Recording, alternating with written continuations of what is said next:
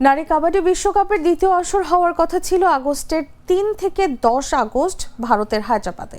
বিশ্বকাপে অংশ নেওয়ার জন্য বাংলাদেশ কাবাডি ফেডারেশন যেদিন বল ঘোষণা করেছিল ২৬ জুলাই, ওই দিনই বিশ্বকাপ স্থগিত হওয়ার খবর আসে।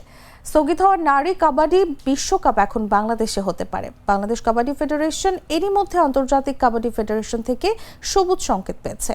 এ মাসে বিশ্বকাপ আয়োজনের জন্য কাবাডি ফেডারেশন সরকারের কাছে আবেদন করেছে। জাতীয় ক্রীড়া পরিষদের বিদায়ী নির্বাহী পরিচালক মোহাম্মদ আমিনুল ইসলাম বলেন, বিশ্বকাপ আয়োজনের সরকারি অনুমতির জন্য কাবাডি ফেডারেশন আমাদের কাছে যে আবেদন করেছিল সেটা আমরা পাঠিয়েছিলাম যুব ও ক্রীড়া মন্ত্রণালয়ে। ক্রীড়া মন্ত্রণালয় সেই আবেদন পাঠিয়েছে অর্থ মন্ত্রণালয়ে। এখন অর্থ মন্ত্রণালয়ের সিদ্ধান্তের ওপর নির্ভর করছে বাংলাদেশে বিশ্বকাপ কাবাডি হবে কিনা। ১৪টি দেশের অংশ নেয়ার কথা ছিল এই বিশ্বকাপে, এর মধ্যে পাকিস্তান ছিল না। এখন ভেন্যু যদি বাংলাদেশে হয় তাহলে আন্তর্জাতিক কাবাডি ফেডারেশন দল পরিবর্তন করে পাকিস্তানকে অন্তর্ভুক্ত করতে পারে। করিম চাচা, আপনার প্রিয় মানুষদের কখনো বিপদে ফেলতে চাইবেন না স্যার। তাহলে আমাদের বিপদে রাখা কি ঠিক হচ্ছে? এজন্যই বিজলি কেবলস সবচেয়ে ভালো ও নিরাপদ।